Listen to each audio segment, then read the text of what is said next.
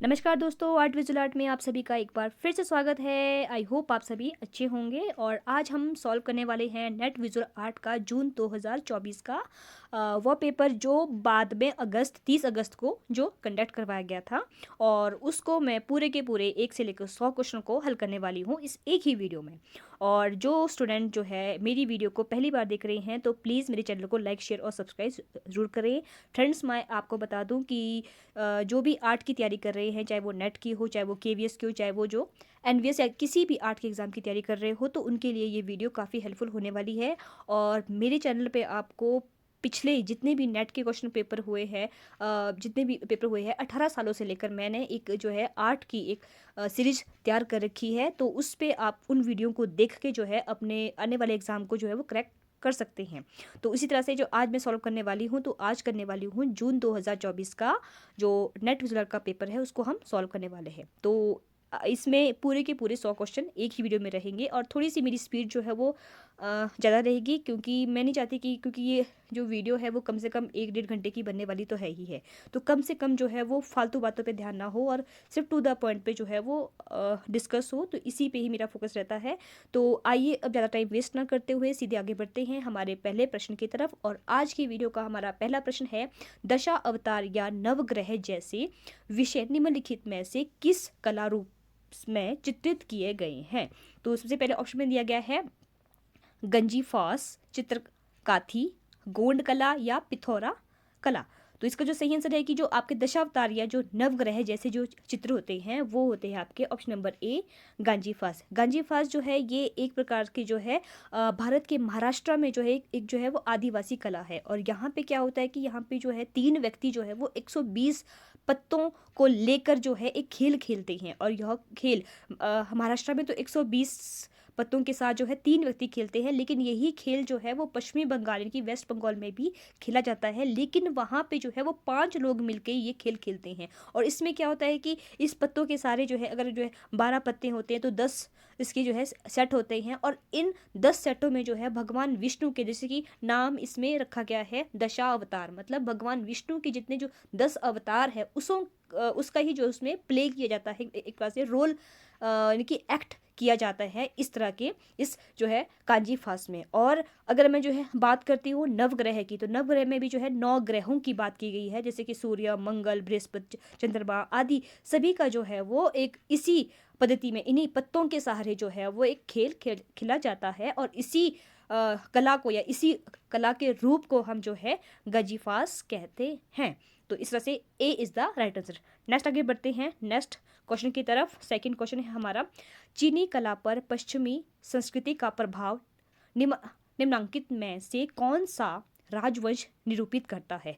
तो वो आपको बताना है। तो ऑप्शन में है सुई राजवंश, युआन राजवंश, चिंग राजवंश या मिंग राजवंश। तो इसका जो सही आंसर है वो है आपका कि जो चीनी कला पर पश्चिमी संस्कृति का जो प्रभाव पड़ता है तो वो पड़ता है आपका चिंग राजवंश। चिंग राजवंश जो है जो एक प्रकार से जो है जो बाद में आए हैं, और इनका जो संबंध जो था, इन्होंने पहले जो है वो चीन के जो सम्राट थे उनके साथ उनका संपर्क नहीं था, लेकिन उन्होंने जो है बाहर की जो संस्कृति है उसको पहले फॉलो किया। और धीरे धीरे, लेकिन बाद में ये धीरे धीरे जो है वो चीन के साथ जो है वो मिल गए थे। बेशक ये जो चीन के ही थे, पर लेकिन इन पे जो है पश्चिमी सभ्यता का अब जो प्रभाव था वो बहुत ही ज़्यादा था। तो इसी तरह से यहाँ पे ऑप्शन नंबर सी हमारा सही आंसर हो जाता है।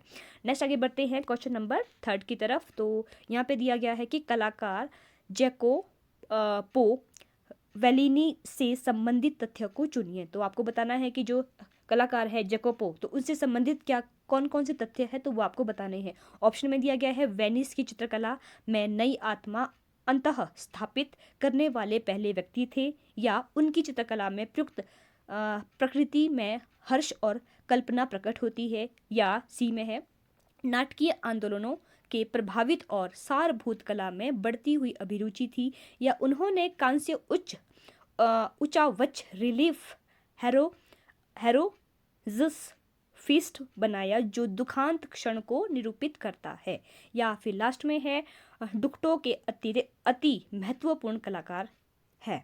तो ये आप बताएं कि इसमें से कौन सी चीज़ जो है उनके साथ मिल करती है। तो सबसे पहले इसमें क्या होता है कि इसमें जो है ये वेनिस की चित्रकला के एक नई आत्मा अंतः स्थापित करने वाले पहले व्यक्ति थे, मतलब कि उन्होंने जो है वो जो एक नई आत्मा की जो अंदर की जो एक होती है कि अंतः एक जो आर्ट होती है हर व्यक्ति के अंदर, तो वो उन्होंने जो है वो स्थापित की थी वहाँ के वेनिस की चित्रकला में, कि हर व्यक्ति की आर्ट जो है वो उसके अंदर निहित होती है। तो ये बात की उन्होंने व्याख्या किया था। और दूसरी बात क्या थी इनकी, ये उनकी कला, उनकी चित्रकला में प्राकृतिक में हर्ष और कल्पना प्रकट है। मतलब कि अगर वो प्रकृति की बात करते हैं तो उसमें हमें जो है उनकी एक तरह से काल्पनिकता और खुशी का आभास हमें देखने को मिलता है कि प्रकृति के साथ उनका जो है संबंध किस तरह का है, वो कैसी जो है प्रकृति को देखते हैं।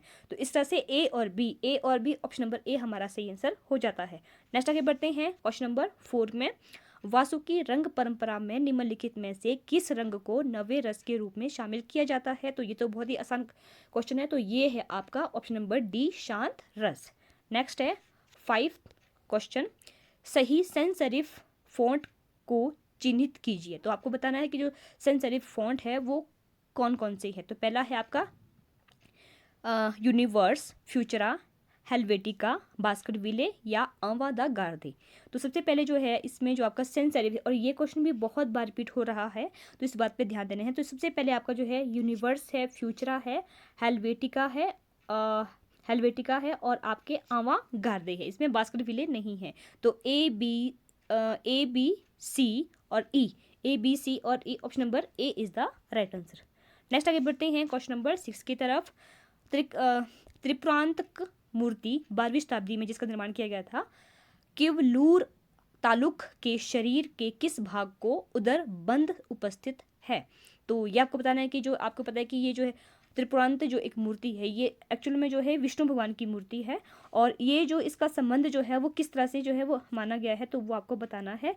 तो ये ये विष्णु से नहीं, ये शिव से संबंधित है। ये भगवान शिव को समर्पित है। त्रिपुरांतक मतलब कि इसमें 3 जो इनके रूप होते हैं। तो क्योंकि इनका नाम जो है त्रिपुरांतक मूर्ति क्यों रखा गया था, क्योंकि उन्होंने एक ही तीर से जो है 3 जो शहर थे, 3 जो असुर थे उनका इन्होंने जो है वध किया था। 3 असुरों को जो है एक ही बाण से मारा था, और वो थे भगवान शिव। ये मैं फिर से बोल रही हूँ, ये शिव भगवान के लिए समर्पित है ये मूर्ति, और इनका जो संबंध था वो था आपके पेट के साथ। तो ऑप्शन नंबर सी हमारा सही आंसर हो जाता है। नेक्स्ट आगे बढ़ते हैं 7th क्वेश्चन की तरफ। उत्तर इंडो काल में पुष्पित पल्लवित स्कूल ऑफ जापानीज पेंटिंग, जापानी पेंटिंग स्कूल शब्द को निम्नलिखित नामों से जाना जाता है। तो उसको हम कहते हैं, आपको पता है तो उसको हम क्या कहते हैं? उसको हम कहते हैं नागा। तो ऑप्शन नंबर डी हमारा सही आंसर हो जाता है। नेक्स्ट आगे बढ़ते हैं क्वेश्चन नंबर 8 की तरफ। दार्शनिकों की निम्नलिखित पुस्तकों को सही कालक्रम में व्यवस्थित कीजिए। तो कुछ आपको दार्शनिक दिए गए हैं तो उसके हमें पुस्तकों को सही क्रम में हमने लगाना है। तो सबसे पहले है आपका जो है problems of art, vision and design, transformation, feeling and form. तो जो सबसे पहले आता है आपका, तो वो आता है आपका विजन एंड डिज़ाइन, और उसके बाद आती है ट्रांसफॉर्मेशन, और फिर है आपकी प्रॉब्लम्स ऑफ आर्ट, और लास्ट में आता है फीलिंग एंड इसमें ये प्रॉब्लम्स ऑफ आर्ट जो है वो 4th नंबर पे है, इनकी सबसे लास्ट में है, और फीलिंग और फॉर्म जो है ये 3rd नंबर पे है। तो बी सी आपका ऑप्शन नंबर बी हमारा सही आंसर हो जाता है। नेक्स्ट आगे बढ़ते हैं 9th क्वेश्चन की तरफ। बौद्ध धर्म की चित्रित पांडुलिपियां निम्नलिखित में से कौन सी है? तो आपको बताना है जो कि बौद्ध पांडुलिपियां हैं उसका आपने बताना है। तो ऑप्शन में दिया गया है उत्तर ध्यायम सूत्र, प्रज्ञा पारमिता, पंचरक्षा, अष्ट सहस्त्रिका, महामयूरी, गंडव्यूह। तो सबसे पहले मैं आपको बता देती हूँ कि ये जो है सारी जो है वो बौद्ध धर्म से संबंधित है, और सारी नहीं है, कुछ है तो वो आपने चूज़ करनी है। तो पहले है आपकी प्रज्ञा पारमिता, ये पहला ग्रंथ माना जाता है आपके बौद्ध धर्म का, प्रज्ञा पारमिता। फिर है आपका पंचरक्षक, फिर है आपकी अष्ट सहस्त्रिका, और फिर है आपका महामयूरी गंडव्यूह। तो इस तरह से B C D E option number D हमारा सही आंसर हो जाता है। नेक्स्ट है हमारा 10th क्वेश्चन। किसी तत्व के आसपास सफेद या रंगीन क्षेत्र को निम्नलिखित में से किस नाम से जाना जाता है? तो ऑप्शन में दिया गया है स्थान विभाजन मतलब स्पेस डिवीजन, बाउल स्पेस, नकारात्मक स्थान नेगेटिव स्पेस, या काउंटर स्पेस। तो उसे हम कहते हैं नकारात्मक स्थान मतलब नेगेटिव स्पेस। नेक्स्ट आगे बढ़ते हैं। वाद का सिद्धांत निम्नलिखित में से किसने दिया है? तो वो दिया है आपके भट्ट नायक के द्वारा। तो A Bhatt Nayak is the right answer. Question number 12, निम्नलिखित में से किन कलाकारों ने हैटर्स एटेलियर 17 में कार्य किया है? तो ऑप्शन में है RM पलानी अपन और NK दीक्षित, ललिता लाजमी, सोमनाथ होरे या विमल बनर्जी। तो इसका जो सही आंसर है तो वो है आपके NK दीक्षित और आपके विमल बनर्जी। तो B और E A is the right answer. Next आगे बढ़ते हैं 13 क्वेश्चन की तरफ। तो इसमें दिया गया है कि बरहूत की जातीय कहानी की पहचान करिए। तो आपको बताना है कि कौन सी बरहूत की जातीय कहानियां हैं। तो ऑप्शन में दिया गया है ए धमपुक जातक, लातुकिट जातक, नच जातक, नपित जातक। तो इसमें से जो आपकी बरहूत में स्थित है, बरहूत यानी कि आपके MP में स्थित जो है आपके, तो वो है आपके धम जातक है, लातुक जातक है, नच जातक है, नच जातक है आपका, सी है ABC। तो ऑप्शन नंबर सी हमारा सही आंसर हो जाता है। नेक्स्ट आगे बढ़ते हैं 14 क्वेश्चन की तरफ। तो इसमें दिया गया है आपका हेनरी मूर की मूर्ति शिल्पों की पहचान कीजिए। तो कुछ आपको हेनरी मूर की जो मूर्ति शिल्प दी गई है तो उसमें से सिर्फ हमने उन्हीं की ही पहचान करनी है। ऑप्शन में दिया गया है हार बीजर bird 3, reclining figure, Glenkiln cross, helmet head number 2, bird basket. तो इसका जो सही आंसर है कि जो आपकी हेनरी मूर की जो पेंटिंग रही है वो रही आपकी रिक्लाइनिंग फिगर, जिसका निर्माण 1929 में हुआ था। और फिर है आपका जो है ग्लेनकिन क्रॉस 1955 की, और फिर है आपका हीमेट हेड नंबर 2 जो 1950, और फिर है बर्ड बास्केट 1939। तो BCDE आपका ऑप्शन नंबर बी हमारा सही आंसर हो जाता है। नेक्स्ट आगे बढ़ते हैं 15 क्वेश्चन की तरफ। तो सामान्यतः कांस्य धातुओं की मिश्र धातु का संगठन है। इसमें रजत और स्वर्ण के साथ निम्नलिखित में से कौन सी धातु का परिवर्तित अनुपात शामिल किया जाता है? तो आपको बताना है कि कांस्य में जो है वो अगर हम मिश्र धातु को मिक्स करते हैं तो सोने और चांदी के साथ रजत और आपके जो है जो आपका ये होता है स्वर्ण जो होता है सोने के साथ जो है वो कौन सी धातु का इस्तेमाल किया जाता है? तो वो है आपका तांबा, टीन और सीसा। Option number A is the right answer. Next आगे बढ़ते हैं 16 क्वेश्चन की तरफ। तो इसमें कहा गया है कि वात्स्यायन द्वारा चित्रित कामसूत्र में प्राचीन भारत की 64 कलाओं का उल्लेख है, जबकि ललित विस्तार ग्रंथ में कितनी कलाओं की गणना की गई है? तो वो की गई है वात्स्यायन में 64 है, और लेकिन जो ललित विस्तार है उसमें जो है 86 कलाओं का जो है वो वर्णन जो है किया गया है। तो इससे ऑप्शन नंबर बी हमारा सही आंसर हो जाता है। नेक्स्ट है 17 क्वेश्चन।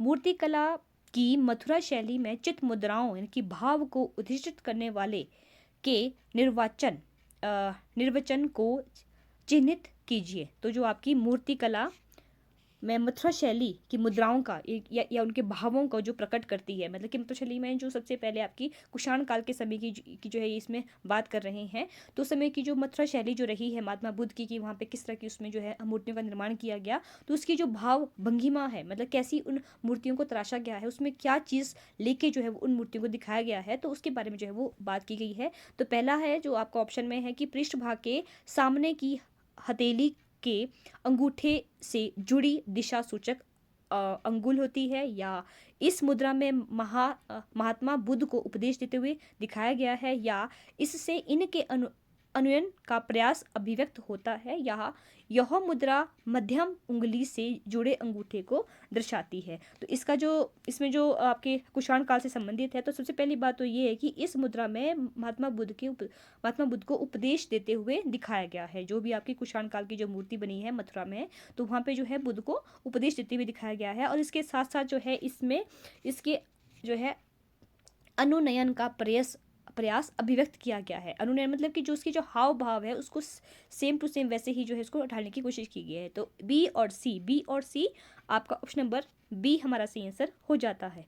नेक्स्ट आगे बढ़ते हैं 18 क्वेश्चन की तरफ। तो यहाँ पे आपने आपस में इसको क्रॉस मैच करना है। सबसे पहले है आपके एक सूची वन में है गगननाथ टैगोर, वी धुरंधर, सनतकर, NV जोगलेंकर, और उसके सामने है कास्ट, उत्कीर्ण, नक्काशी, वुड इंटीग्लियो, लिथोग्राफी, क्रोमो लिथोग्राफी और ऑयलियोग्राफी। तो सबसे पहले हम जो बात करते हैं आपके रवींद्रनाथ टैगोर की, तो इनका संबंध जो है वो है क्रोमोलिथोग्राफी के साथ। तो ए का जाएगा आपका 3, ए का 3 जो है एक ही ऑप्शन में है, आप इसको एक ही ऑप्शन से भी जो है वो चेक कर सकते हैं। तो ए का 3, और फिर बी का है आपका जो एम वी धुरंधर है, उनका संबंध है आपका ओलियोग्राफ के साथ।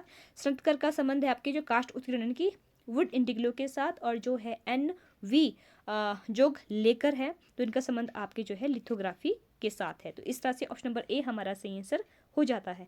नेक्स्ट आगे बढ़ते हैं 19 क्वेश्चन की तरफ। तो इसमें है निम्नलिखित में से किस कलाकार, चित्रकार या street corner old poem and और स्टेटस एंड ट्रॉलेट नामक निक्षारण अवलांकन की रचना की है। तो ये कुछ जो है वो इसमें जो छापा चित्रकारों के कुछ पेंटिंग के नाम दिए गए हैं। तो छापा पेंटिंग के नाम दिए गए हैं, तो उसको आपने जो है एक कि ये किसका है, तो उसका आपने जो है आर्टिस्ट का नाम बताना है। तो ऑप्शन में दिया गया है ज्योति भट्ट, वाई के शुक्ल, जयराम पटेल, रसिक लाल पारिक। तो ये जो सभी है, तो ये है आपके ऑप्शन में option number D, sorry B, Y K Shukla. तो ऑप्शन नंबर वाई के शुक्ल के द्वारा ये जो स्ट्रीट कॉर्नर और ओम ओल्ड पोएम और सिस्टर्स एंड टॉर्लेट, तो इस तरह से Y K Shukla B is the right answer. Next आगे बढ़ते हैं 20 क्वेश्चन की तरफ। बिस्किट फायरिंग के लिए आदर्श तापमान निम्नलिखित में से कौन सा है। तो बिस्किट फायरिंग करनी है तो वो है आपका 850 से लेकर जो है 1020 डिग्री सेल्सियस तक। तो D is the right answer. Next आगे बढ़ते हैं 21 क्वेश्चन की तरफ। तो यहाँ पे भी आपने जो इसको क्रॉस मैच करना है, जिसमें एक तरफ दिया गया है अनिश कपूर, सुबोध गुप्ता, सुदर्शन सेठी, हेमा उपाध्याय, इसके सामने है mother and child, sorry my mother and me, the NIFT and the adult, तरंतरारा शिफ्ट। तो सबसे पहले आता है आपके अनिश कपूर। अनिश कपूर का संबंध जो होता है वो आपके होता है तारा के साथ। तो ए का 3 भी यहाँ पे भी एक ही ऑप्शन है, तो आप इसको इसके साथ ही सही कर सकते हैं। और उसके बाद सुबोध गुप्ता का संबंध जो है आपका वो मदर एंड मी के साथ है, माई मदर एंड मी के साथ है। और जो आपके सुदर्शन शेठी है, इनका संबंध जो है वो शिफ्ट के साथ है। और जो हेमा उपाध्याय है, the NIFT and the adult के साथ इनका संबंध है। तो इस तरह से ऑप्शन नंबर ए हमारा सही आंसर हो जाता है।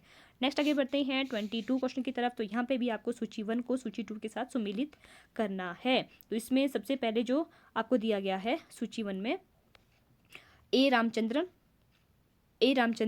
ओम प्रकाश, जी एम शेख, जय झरोटिया, और इसके सामने है मांडना यानी कि garden in the morning, the tree of life, actions of desire, Urvashi या पूर्वा एंड लोटस पॉन्ड। तो सबसे पहले आते हैं ए रामचंद्रा। तो उनकी जो पेंटिंग रही है, उनकी जो कृति रही है वो है उर्वशी, पूर्वरा एवं लोटस पॉन्ड। और इसके बाद आते हैं तो पहले का 4 होता है, पहले का 4 आपका ऑप्शन नंबर सी हमारा यहाँ पे आंसर हो जाता है। और दूसरे का आपका 1 हो जाएगा मार्डना, गार्डन इन द मॉर्निंग। और उसके बाद जी एम शेख का है द ट्रीट ऑफ लाइफ, और जो आपके जेज रोटियन का है एक्शन ऑफ द डिज़ायर। तो C is the right answer. Next आगे बढ़ते हैं नेक्स्ट क्वेश्चन की तरफ। 23 क्वेश्चन है। तो अमृता शेरगिल द्वारा किए गए आरंभिक कला प्रयोगों के बाद के कला प्रयोगों के क्रम में निम्नलिखित को व्यवस्थित कीजिए। तो आपने बताना है कि जो अमृता शेरगिल ने जो पेंटिंग बनाई है तो उसका सही क्रम क्या है, कौन से उन्होंने पेंटिंग पहले बनाई है, किस तरह से उन्होंने पेंटिंग का इस्तेमाल सबसे पहले किया, और धीरे धीरे जो है उसका विकास किस तरह से हुआ, उन्होंने फिर बाद में क्या बनाया, बाद में किस माध्यम में उन्होंने काम किया है। तो सबसे पहले जो ऑप्शन में दिया गया है आपका परिदृश्य रेखाखंड और जल रंग, अपनी स्वयं की मूलतः भारतीय अनुप्राणित शैली का विकास, तेल रंग माध्यम में स्वचालित सेल्फ पोर्ट्रेट पर कार्य करना, या जीवन प्रारूपों का चित्रांकन करना, मुख्य चारकोल में पुरुष और स्त्री के नग्न चित्र इनकी न्यूड्स को बनाना। इन्होंने परिदृश्य रेखांकन में जल रंग का काम किया है। और उसके बाद इन्होंने किया है जीवन के प्रारूपों का चित्रांकन, तो ये आपका सेकेंड नंबर पे आ जाता है। और इसके बाद इन्होंने किया है आपके जो इन्होंने जो चारकोल से जो पुरुष की जो स्त्रियों की जो नग्न भाग बनाए हैं वो आपका इस पे हो जाता है। पहले पे आपका ए पे है, तो ए भी इसमें भी एक ही ऑप्शन देखो दिया गया है, पहले पे ए है, फिर आपका डी हो जाता है। डी यानी कि जीवन प्रारूपों का चित्रांकन किया है। तो उसके बाद होता है आपका ई, इन्होंने न्यूड्स बनाए हैं, चारकोल से जो पुरुष और स्त्री के चित्र बनाए हैं न्यूड्स से। उसके बाद इनका आता है नंबर 4 पे आता है तेल रंगों का इन्होंने यूज़ किया है, सेल्फ पोर्ट्रेट बनाए हैं। और लास्ट में आता है इनका जो इन्होंने क्या किया है कि अपनी स्वयं की जो एक भारतीय जो एक शैली है उसका विकास किया है। भारत में जब वो आगे थे उसका उन्होंने यहाँ पे रह के जो है भारत की जो एक शैली थी, भारतीय शैली, उसका विकास किया था। तो इस तरह से ऑप्शन नंबर ए हमारा सही आंसर हो जाता है। नेक्स्ट आगे बढ़ते हैं 24 क्वेश्चन की तरफ। विज्ञापन अभियान के उद्देश्य निम्नलिखित में से कौन से हैं? तो वो आपको बताना है कि जब हम विज्ञापन का एक अभियान जो होता है तो उसका मेन कार्य क्या होता है, उसका मेन मोटिव क्या होता है। तो ऑप्शन में दिया गया है सुदृढ़ ब्रांड छवि का निर्माण, कंपनी के जन संबंध की पब्लिक रिलेशन को बेहतर बनाना, दैनिक जीवन लिविंग की लागत को वृद्धि करना, उत्पाद सेवा या विचार की बिक्री करना, या कॉर्पोरेट छवि निर्मित करना। तो सबसे पहले आपको मैं बताता हूँ कि इसमें इसका सब मेन काम होता है अपने सुदृढ़ ब्रांड छवि का निर्माण करना, क्योंकि ये तो सभी का ही काम होता है कि जो भी उसके एक जो उसकी कंपनी है या उसका जो ब्रांड है या उसकी जो छवि है बाहर मार्केट में, तो उसको आपने स्ट्रॉन्ग करना है कि ताकि लोग ज़्यादा से ज़्यादा जो है उस ब्रांड को यूज़ कर सके या उस ब्रांड से परिचित हो सके। तो सबसे पहला काम तो कंपनी का या विज्ञापन का काम यही होता है कि वो अपने नाम को काफ़ी फेमस करे, अपने अपने ब्रांड की एक छवि बनाए। तो सुदृढ़ ब्रांड छवि निर्माण करना। और फिर उसके बाद होता है आपका नेक्स्ट होता है आपका कॉरपोरेट कंपनी के जन संबंध पब्लिकेशन को बेहतर करना।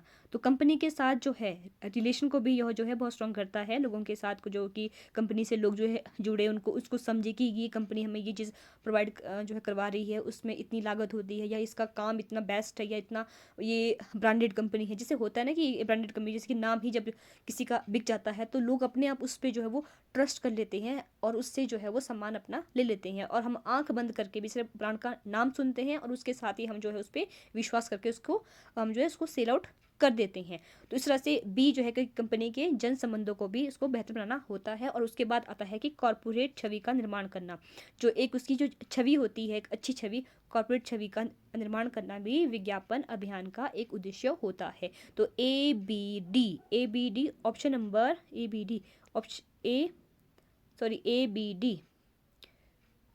D option number A is the D भी है इसमें कि उत्पाद सेवा या विचार की बिक्री करना, ABDE डी भी है इसमें।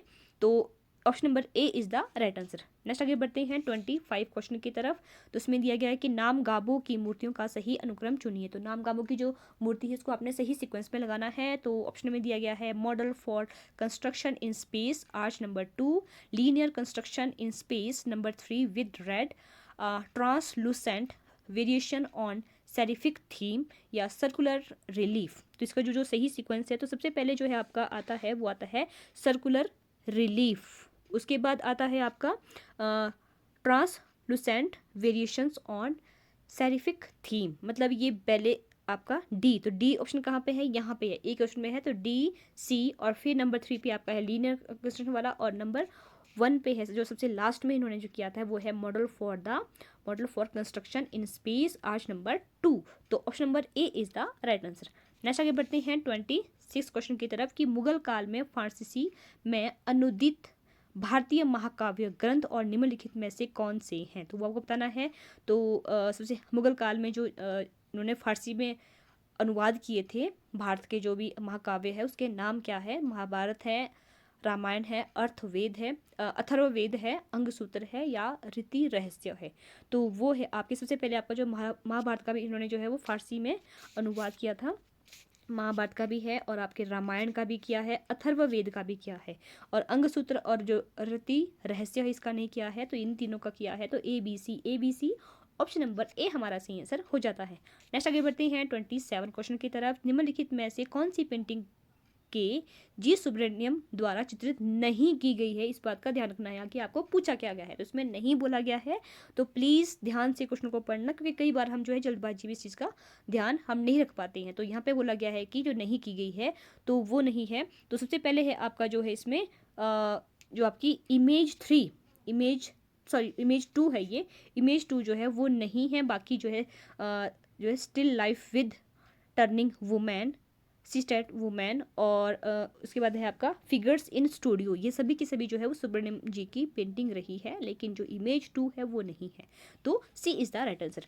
नेक्स्ट आगे बढ़ते हैं 28 क्वेश्चन की तरफ। उड़िया शैली के मंदिर के प्रधान तत्व के उत्थापन और योजना को शीर्ष से तल के क्रम में व्यवस्थित कीजिए। तो आपको बताना है कि जो आपके ये यहाँ दिया है उड़िया शैली, मतलब कि जो आपकी उड़ीसा की जो शैली है मंदिर को बनाने के लिए, तो उसमें आपको नीचे से लेकर ऊपर की तरफ आपने सॉरी ऊपर से लेकर नीचे तरफ जो दिखाना है, शीर्ष से लेकर पूछा गया है। इस बात का ध्यान देना है कि आपको जो है वो कौन सा प्रोसीजर जो है पूछा गया है।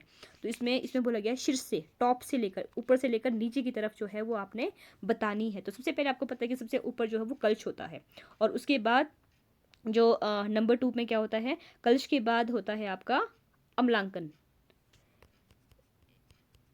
एक मिनट, नंबर 1 पे होता है आपका कलश होता है, फिर होता है आपका जो है आमलक आमलक आमलक आमलक आमलक होता है, और उसके बाद हम बोलते हैं इसको छप्पर, जो आपका छप्पर बनता है। उसके बाद फिर होता है आपका बड़ा बड़ा बनता है, और लास्ट में होता है रेखा ड्यूल। रेखा ड्यूल मतलब जिसमें हम जिसका निर्माण करते हैं नीचे। तो स्टार्टिंग जो है आपकी रेखा ड्यूल से होती है। तो इस तरह से ऑप्शन नंबर ए, पैसे से पहले बी आता है आपका, तो बी ऑप्शन जो है वो एक में है, BACDE। तो B is the right answer. Next आगे बढ़ते हैं 29 क्वेश्चन की तरफ, और यहाँ पे दिया गया है वर्ष 1856 के the heart of the Persian stock exchange के चित्रकार और माध्यमों को चिन्हित कीजिए। तो वो आपको बताना है जो इसके है। तो सबसे पहले आपके है, इसमें किसने इस चीज़ को किया था 1856 ईस्वी में, the heart of the Persian stock जो एक्सचेंज था उसको जो है किसने चित्रित किया था, तो वो आपको बताना है। तो वो आपके है option number B, Honore Daumier, जो कि लिथोग्राफ में जिन्होंने चित्रित किया है। तो option number B is the right answer. Next आगे बढ़ते हैं 30 क्वेश्चन की तरफ।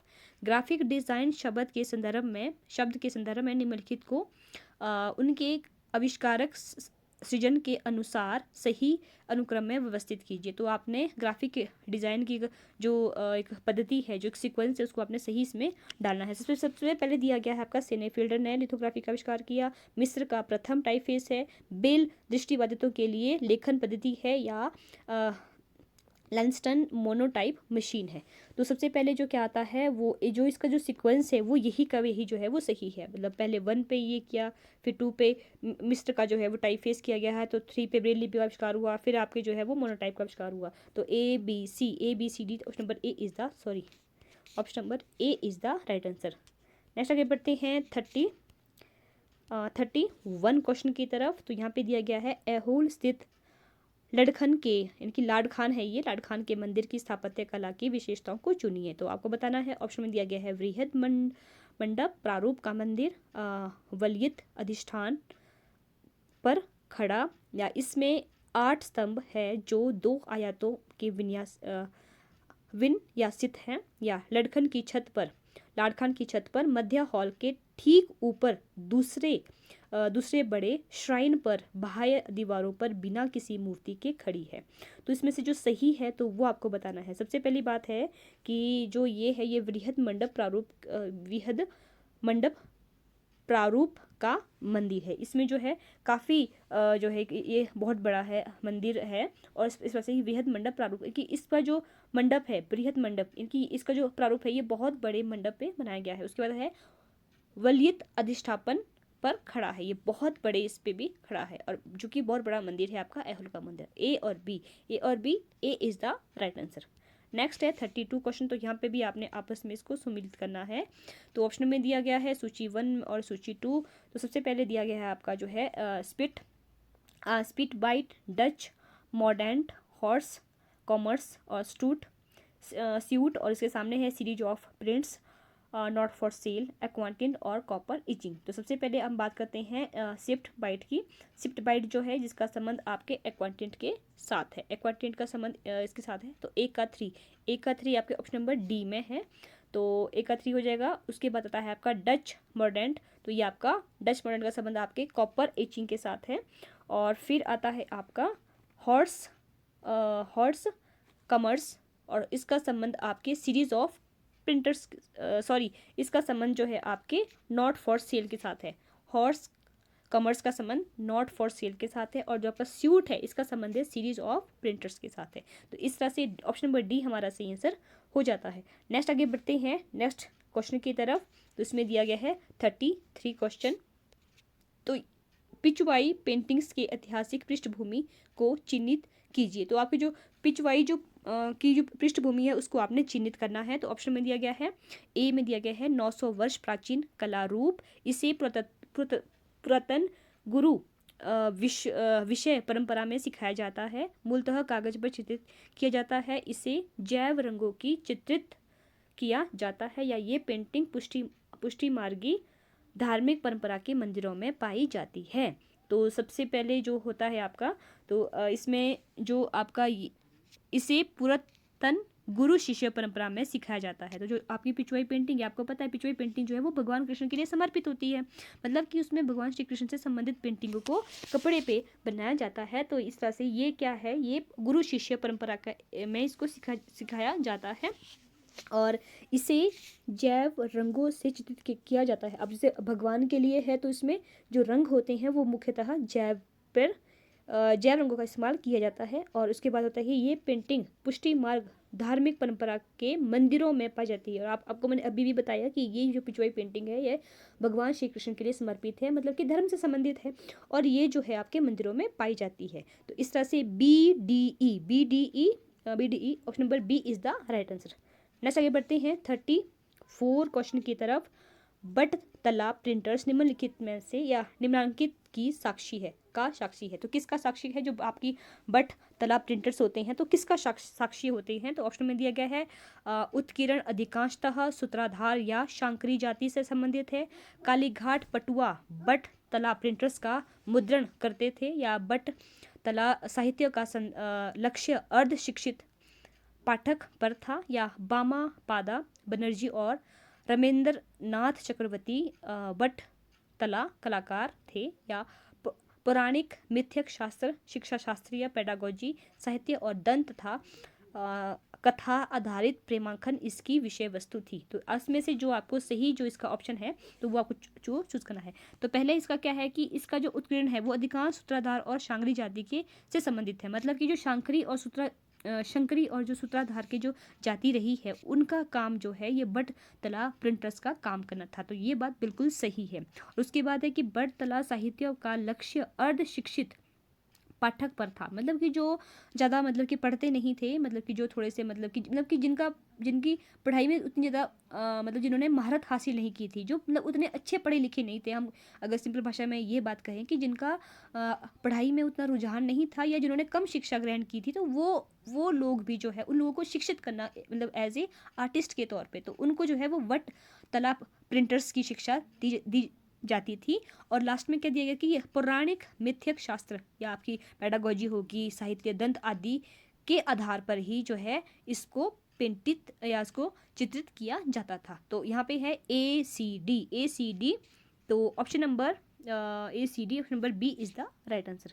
नेक्स्ट आगे बढ़ते हैं नेक्स्ट 55 क्वेश्चन की तरफ। मुद्रण के लिए कलाकृति आर्ट वर्क तैयार करने के लिए सर्वाधिक प्रयुक्त किए जाने वाले फॉर्मेट जिसमें या तो फैक्टर या विटमैन सूचना होती है उसे निम्नलिखित में से किस नाम से जाना जाता है? तो उसे कहते हैं EPS मतलब कि एनकैप्सुलेटेड पोस्ट क्रिएट, तो उसको हम कहते हैं EPS। तो C is the right answer. Next आगे बढ़ते हैं 36 क्वेश्चन की तरफ। तो इसमें भी सूची 1 और सूची 2 में आपको दिया गया है। तो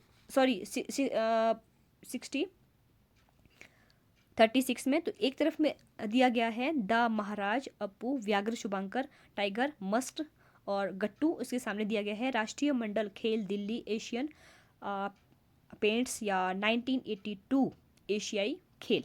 तो सबसे पहले हम बात करते हैं द महाराज की। तो महाराज जो संबंध आपने इसको बहुत बार ये पहले भी पूछा गया है क्वेश्चन, तो क्रॉस मैच करने के लिए। तो जो आपके द महाराज है इनका संबंध जो है आपका एयर इंडिया से है। ये शुभांकर है एक प्रकार से, मतलब कि एक प्रकार से लोगो जो जैसे होता है कि सिंबल के तौर पे। तो हमने द महाराज को एयर इंडिया के सामने मतलब हाथ जोड़ते हुए या जैसे कि वो उसको जो है उनका स्वागत कर रहे हैं, तो उस तरह से हमने उनको देखा होगा, आपने देखा होगा चाहे किसी भी चाहे जो यूट्यूब में या फिर टीवी पे।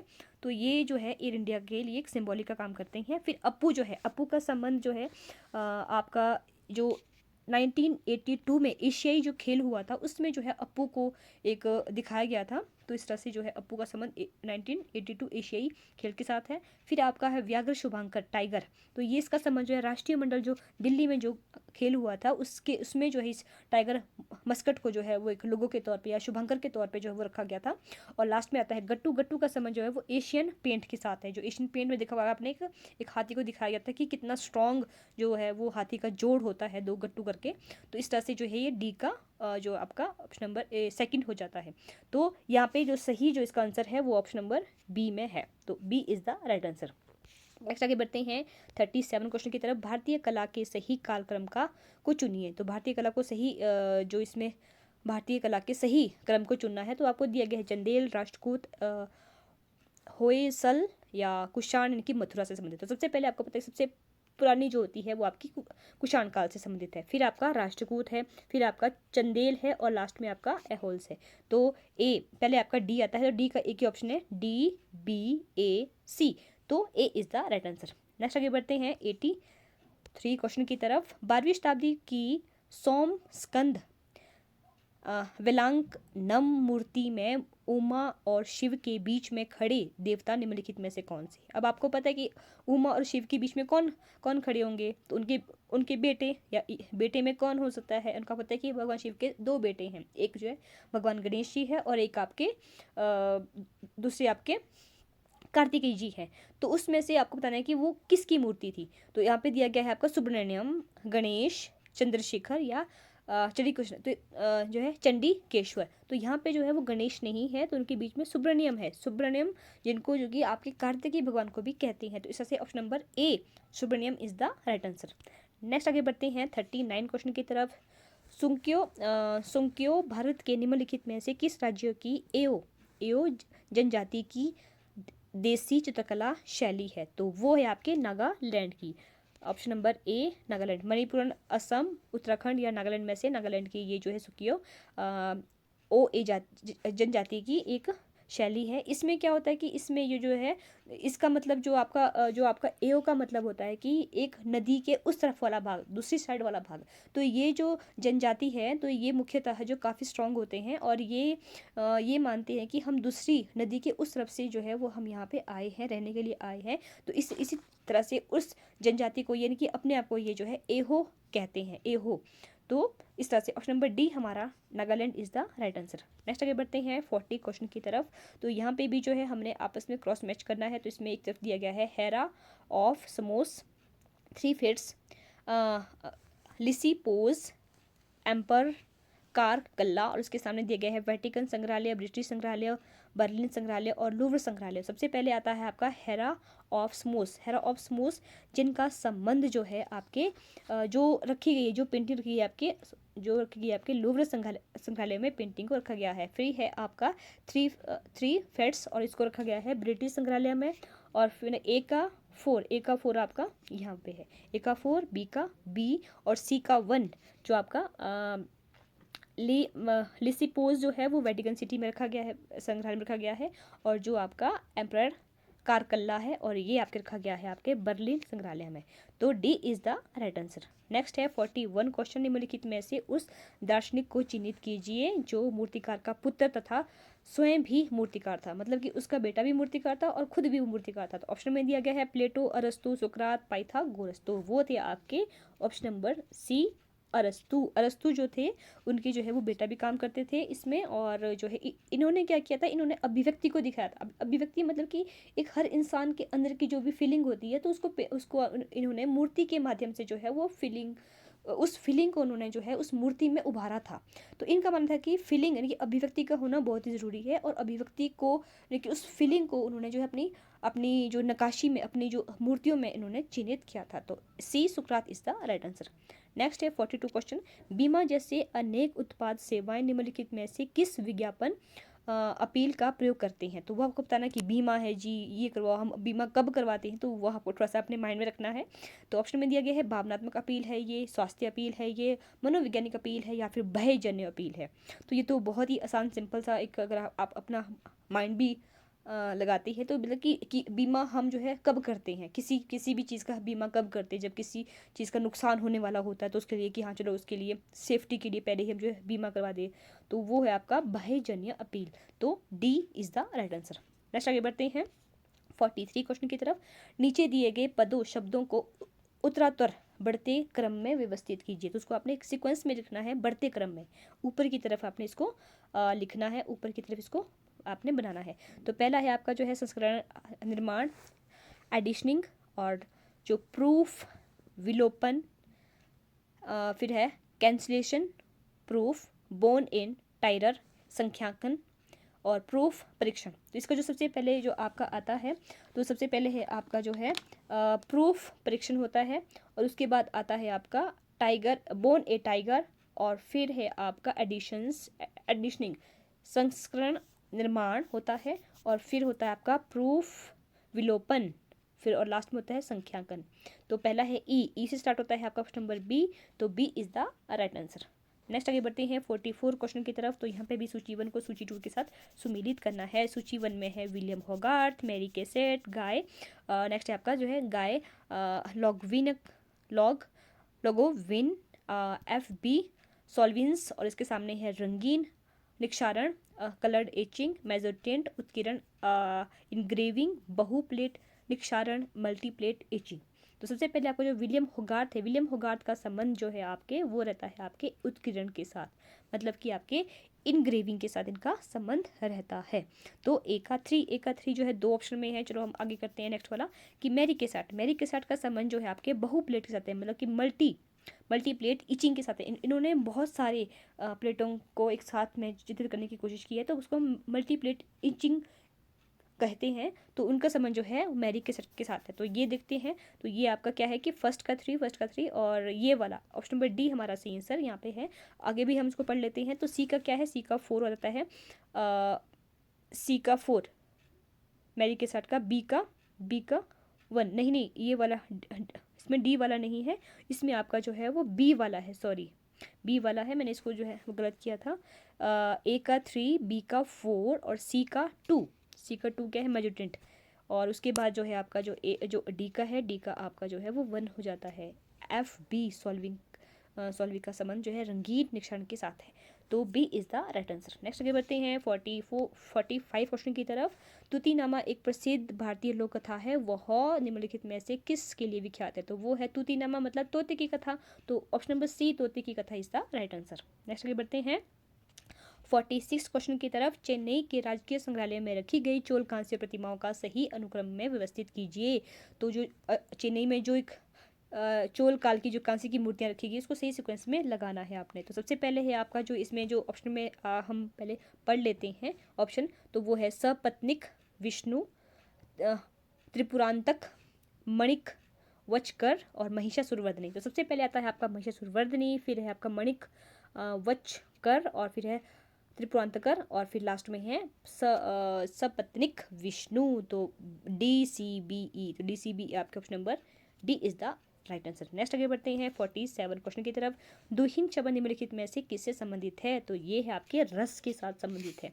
तो दुहिन शब्द जो है आपका वो रस के साथ संबंधित है। तो रस is the right answer. Next है 48 क्वेश्चन निम्नलिखित में से उस स्तूप के भाग को चिन्हित कीजिए जो शुंग काल से संबंधित आधार का साधन है। ऑप्शन में है हर्मिका, मेधी, छत्रवली या वेदिका। तो इसका जो संबंधित है तो वो है आपका ऑप्शन नंबर बी, मेधी के साथ इसका संबंध है। मेधी मतलब कि जो सबसे नीचे वाला जो भाग होता है, जो जिस पे हम जो है किसी भी चीज़ को बनाते हैं, कोई मंदिर का निर्माण करते हैं, तो उसको हम मेधी कहते हैं। तो B Medhi is the right answer. Next है 49 क्वेश्चन, और इसमें बोला गया है कि निम्नलिखित प्रक्रिया को समुचित अनुक्रम में व्यवस्थित कीजिए। तो ऑप्शन में दिया गया है, कुछ आपको प्रक्रिया दी गई है, उसको आपने सही सीक्वेंस में लगाना है। तो सबसे पहले दिया गया है गर्म जल में डुबोना तथा प्लेट को उद्धासित करना। फिर है अमल ट्रे, किश्ती या प्लेट का निक्षारण करना, प्लेट में चीनी के घोल के साथ चित्रित करना, या प्लेट को मुद्रित करना, या अमल प्रतिरोधक के साथ प्लेट को ढकना। तो इसमें जो सबसे पहले आता है आपका, तो सबसे पहले हम करते हैं प्लेट के चीनी प्लेट पर चीनी के घोल के साथ चित्र करना, मतलब पहले हम जो क्या करते हैं कि प्लेट पे चीनी का घोल लेते हैं और उसके साथ हम जो पेंटिंग स्टार्ट कर देते हैं, और उसके बाद हम क्या करते हैं, अम्ल प्रतिरोधक के साथ प्लेट को ढक देते हैं, फिर हम केमिकल के साथ उस प्लेट को हम ढक देते हैं, और उसके बाद हम करते हैं जल में डुबोना। फिर जब हम उसको ढक दिया, अमल के साथ हमने ढक दिया, फिर हम उसको पानी के साथ गर्म जल में उसको हम जो है डिप करते हैं और प्लेट को जो है उदासित करना होता है। और उसके बाद होता है कि अमल जो आपकी ट्रे होती है, किश्ती ट्रे, उसमें उसको हम डाल देते हैं। गर्म पानी के बाद उसको हम अमल की जो आपका एसिड जो होता है उसमें उसको डाल के, और लास्ट में क्या करते हैं, प्लेट को मुद्रित करते हैं, मतलब उसका प्रिंट आउट निकाल देते हैं।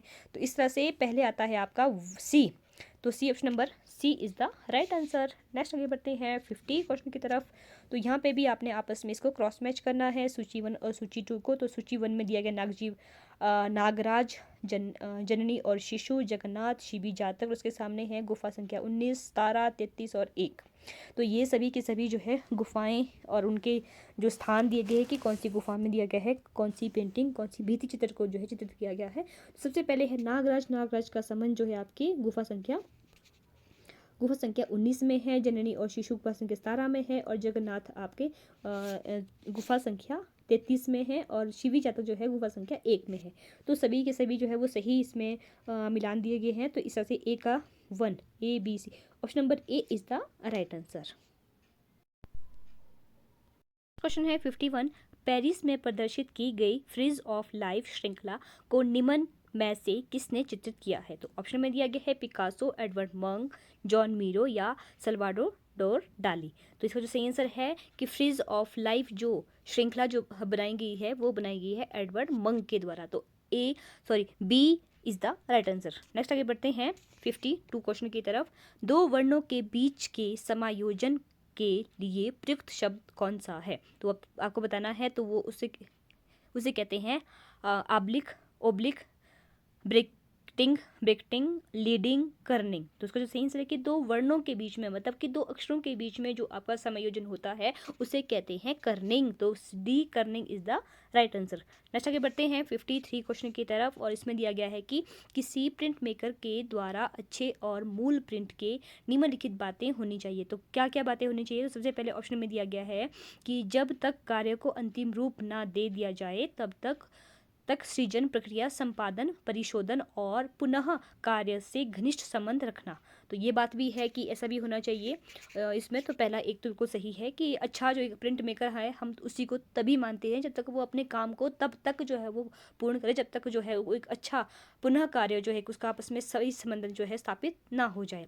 उसके बाद है कि मुद्रण की भिन्न भिन्न स्थिति के सभी प्रिंट एक संस्करण में अवश्य शामिल किए जाए। तो ये बात भी पॉसिबल नहीं है। फिर है एक प्रिंट मेकर को केवल प्रसिद्धि के संबंध में सोचना चाहिए। तो ये बात भी नहीं है कि केवल प्रसिद्धि ही सोची जाए, कि प्रसिद्धि का ही काम है कि तभी प्रिंट करना है, ऐसा नहीं है। फिर नंबर डी पे दिया गया है कि एक कलाकार संपादन संबंधी शर्तों का पालन करने के लिए स्वतंत्र है। तो ये बात भी नहीं होता कि वो पूरी तरह से स्वतंत्र होता है, कुछ चीज़ों को हमें जो है वो ध्यान में रख के काम करना जी होता है। तो नेक्स्ट है एक प्रिंट मेकर ऐसा कलाकार होता है जिसके कार्यों में प्रत्येक स्तर पर अनुशासित प्रक्रिया शामिल होती है। तो ये बात बिल्कुल सही है कि जो उसका कार्य होता है वह कि उसका हर स्तर पे एक अनुशासित होके, मतलब एक डिसिप्लिन के साथ जो है उसे काम करना पड़ता है। तो इसी तरह से जो है अदरवाइज जो है उसकी वो प्रिंट मेकिंग का काम जो है सही तरह से नहीं हो पाएगा। तो अनुशासन उसकी मतलब कि उसके कार्यों में उसको सफलता दिलाता है। और इस तरह से ए और E option number C is the right answer. Next आगे बढ़ते हैं 54 क्वेश्चन की तरफ। तो सूची 1 और सूची 2 को सम्मिलित कीजिए। तो यहाँ पे एक तरफ सूची 1 में दिया गया है तरंगवती, कथा मंजरी, गाथा, सप्तशती, सौंदर्यानंद, और इसके सामने है गुणाध्याय, अश्वघोष, श्री पालित और हल। तो सबसे पहले हम जो है बात करते हैं तरंगवती की, और तरंगवती का संबंध जो है वो है आपके श्री पालित के साथ। एक का 3 इसमें सी पे है, तो एक का 3 हो जाएगा। और जो आपकी कथा मंजरी है उसका संबंध आपके गुणाढ्याय के साथ है, और जो आपकी गाथा सप्तशती है उसका संबंध 4 हल के साथ है, और सौंदर्यानंद जो है वो अश्वघोष के साथ इसका संबंध है। तो इस तरह से ऑप्शन नंबर सी हमारा सही आंसर हो जाएगा। नेक्स्ट आगे बढ़ते हैं 55 क्वेश्चन की तरफ। वे कलाकार जो तंत्र से प्रभावित थे वे हैं। तो वो आपको बताना है कि जो तंत्र विद्या से प्रभावित है, मतलब कि जो उनकी पेंटिंग होती है उसमें भी उन्होंने जो है तंत्र विद्या का उपयोग करके उस पेंटिंग का निर्माण किया था। तो उसका आपको जो है उनके आपको नाम बताने हैं। तो पहला दिया गया है प्रफुल्ल मोहंता, के वी हरिदासन, माधवी पारेख, बिरेंडे और रथिन मित्र। तो इसका जो सही जो आंसर है कि आपके जो प्रफुल्ल मोहंता है वो भी है, फिर आपके जो है के वी हरिदासन भी है, माधवी पारेख नहीं है, और आपके जो है वीरेंडे है, और रथिन मित्र भी नहीं है। तो A B D option number C is the right answer. Next आगे बढ़ते हैं 56 क्वेश्चन की तरफ। निम्नलिखित सोसाइटियों स्कूलों का उनके स्थापना वर्ष के अनुसार सही कालक्रम में चुनिए। तो जो भी स्कूल दिए गए हैं, सोसाइटी दी गई है, उसको आपने स्थापना के अकॉर्डिंग कि सबसे पहले किसकी स्थापना की गई थी, आर्ट स्कूल की या फिर जो भी आपकी सोसाइटी है, तो उसको आपने सीक्वेंस में लगाना है। सबसे पहले दिया गया है all India fine arts and craft society, academy of fine arts Kolkata, Bombay art society, government school of arts and craft Lucknow. तो इसका जो सही आंसर है तो वो है सबसे पहले आता है आपका बॉम्बे सोसाइटी, जिसकी स्थापना जो है वो 1888 में जो है आपके बॉम्बे में की गई थी, महाराष्ट्र बॉम्बे में की गई थी। 1888 में इसकी स्थापना की गई थी। फिर आता है आपका, उसके बाद है आपका government school of arts and craft जो कि लखनऊ में है, और नंबर डी है लखनऊ में, और इसकी जो स्थापना होती है वो होती है आपकी 1911 में, मतलब 1911 में जो है इस डी की। तो पहला सी आता है, एक बार हम देख लेते हैं सी कहाँ पे है। ये आपका सी, ऑप्शन नंबर सी ही है, पहला सी है, फिर आपका डी है, और डी के बाद आता है आपका ए आपका आता है थर्ड नंबर पे, और इसमें इसकी स्थापना जो होती है all India fine art and craft society, इसकी स्थापना होती है 1928 ईस्वी में, और इस तरह से। और लास्ट में आता है आपका ऑप्शन नंबर बी जो है, और इसकी जो स्थापना होती है ये है अकादमी ऑफ फाइन आर्ट्स कोलकाता, और इसकी स्थापना होती है 1933 में इसकी स्थापना होती है। तो इस तरह से ऑप्शन नंबर सी हमारा सही आंसर हो जाता है। नेक्स्ट आगे बढ़ते हैं 57 क्वेश्चन की तरफ। बोजेटो शब्द को निम्नांकित में के लिए भी जाना जाता है। तो आपको बताना है कि बोजेटो शब्द जो है वो निम्नांकित किसके लिए जाना जाता है। ऑप्शन में है मैकेट, परिष्कृत मूर्ति, टेराकोटा के लिए पकाया, या ग्लेजिंग फायरिंग। तो इसका जो सही आंसर है वो है आपका जो है मैकेट मतलब कि लघु प्रतिरूप बनाने के लिए, कि जो आपके छोटे छोटे जो आपके प्रतिरूप होते हैं, मूर्तियाँ जो होती है, तो जो है आपका बोजेटो उसी के लिए कि मैकेट के लिए बनाया जाता है। और इसी तरह से ऑप्शन नंबर ए हमारा सही आंसर हो जाता है। नेक्स्ट आगे बढ़ते हैं 58 क्वेश्चन की तरफ। निम्नलिखित कलाकारों को उनके जन्म वर्ष के अनुसार सही कालक्रम में व्यवस्थित कीजिए। तो उनके अकॉर्डिंग आपको करना है। सबसे पहले आते हैं आपके जो देखो, अगर इसके ऑप्शन में देखते हैं NS बेंद्रे, इनका जन्म जो है वो इनका जन्म 1910 ईस्वी में हुआ है।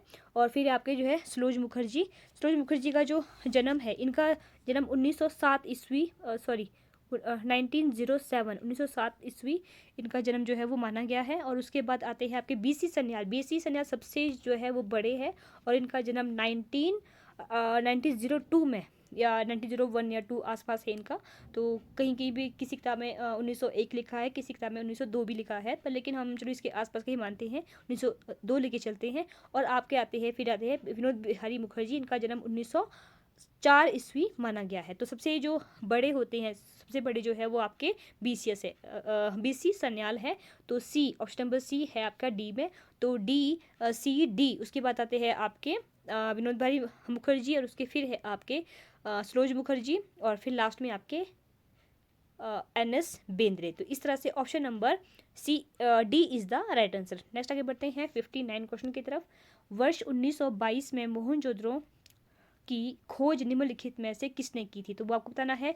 मोहनजोदड़ो की खोज जो है वो की थी राखालदास बनर्जी ने, जिनकी खोज जो है 1922 ईस्वी में की थी। और इसके साथ साथ 1921 ईस्वी में दयाराम साहनी ने जो है हड़प्पा की खोज की थी, और जो कि वर्तमान में दोनों के दोनों जो अभी जो है पाकिस्तान में है, जो कि सिंधु घाटी सभ्यता के दो बहुत ही महत्वपूर्ण शहर है, और जिनके बारे में आपने सभी ने पढ़ा होगा कि हड़प्पा और मोहनजोदड़ो जो है, जहाँ पे हमें जो है खुदाई के दौरान बहुत सारी चीज़ें मिली है, बहुत सारी जो है मतलब कि पक्की मिट्टी से बने हुए ईंटों के मकान मिले हैं, एक व्यवस्था जो है हर चीज़ की मतलब एक सिंधु घाटी सभ्यता के बारे में जो हमें जो पूरा का पूरा परिचय जो है इन दोनों राखालदास बनर्जी और दयाराम साहनी के द्वारा ही हमें देखने को मिला है। तो इस तरह से A Rakhaldas Banerjee is the right answer. Next आगे बढ़ते हैं 60 क्वेश्चन की तरफ। तो यहाँ पर भी सूची 1 को सूची 2 के साथ हमने सम्मिलित करना है। सबसे पहले है एटॉन पेवनसर, जवां आर्क, मैक्स अनरसट और अल्बर्ट जोकोमिती, और इसके सामने है city square 1948, foot of a long experience 1919, फिर है डेवलपमेंट सरफेस डेवलप सरफेस, फिर है 1938, फिर है मैडम टोरेसो विद बेबी हैट 1916। सबसे पहले हम जो बात करते हैं एटॉन पेवनसर, और इनका संबंध जो है वो होता है आपका डेवलपेबल सरफेस 1938, ए का 3 यहाँ पे भी जो है इसमें 2 ऑप्शन है।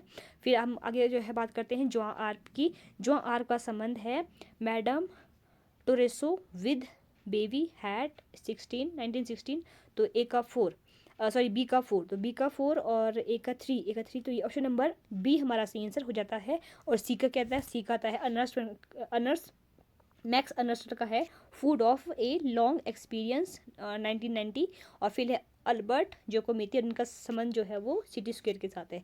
तो इस तरह से B is the right answer. Next आगे बढ़ते हैं 61 क्वेश्चन की तरफ। तो निम्नलिखित चिंतकों को जन्म वर्ष के अनुसार सही कालक्रम में व्यवस्थित कीजिए।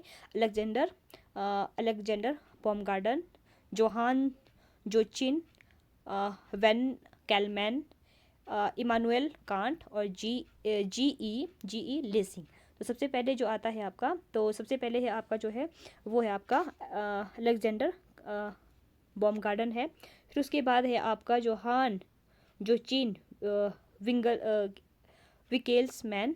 विंकेल्समैन, और फिर है आपका जो है नेक्स्ट है आपका इमानुएल कांटे, और फिर है आपका नंबर लाइस्ट में है जी.एस. लेसिंग। तो इस तरह से ABCD जी ई लेजिंग, तो ABCD option number B is the right answer. Next आगे बढ़ते हैं 62 क्वेश्चन की तरफ। अभियान योजना के सिद्धांत निम्नलिखित में से कौन से हैं? तो वो आपको बताना है। अभियान योजना के सिद्धांत मतलब कि जो हम एक अभियान बनाते हैं, मतलब एक विज्ञापन का जो एक कैंपेन हम जो है चलाते हैं, तो उसमें क्या क्या चीज़ें जो है वो पॉसिबल होती है, तो वो आपको बताना है। ऑप्शन में है बाजार अनुसंधान, प्रभुत्व, उपभोक्ता व्यवहार, संकेंद्रण, एकाग्रता या पुनरावृत्ति। तो इसमें जो सबसे पहले आता है आपका, तो वो है आपका जो है प्रभुता होनी चाहिए उसमें।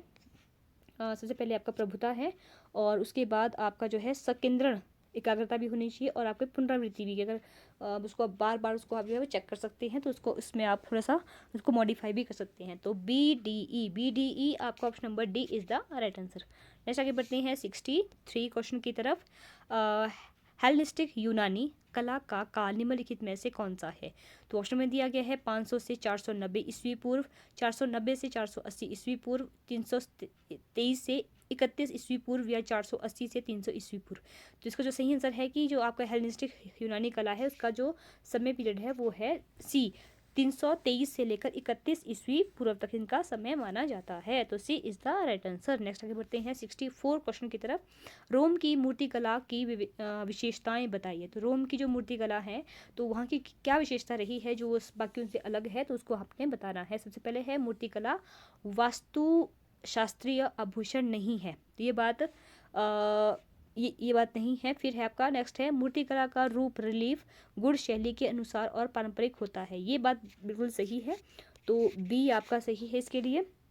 उसके बाद है कि कलाकार मानव और पशु स्वरूपों को उस रूप में पुनः प्रस्तुत नहीं करते जैसे जैसे वे प्रकृति में पाए जाते हैं, तो ये बात भी सही है, तो बी भी सही है, ए भी सही है, बी भी सही है।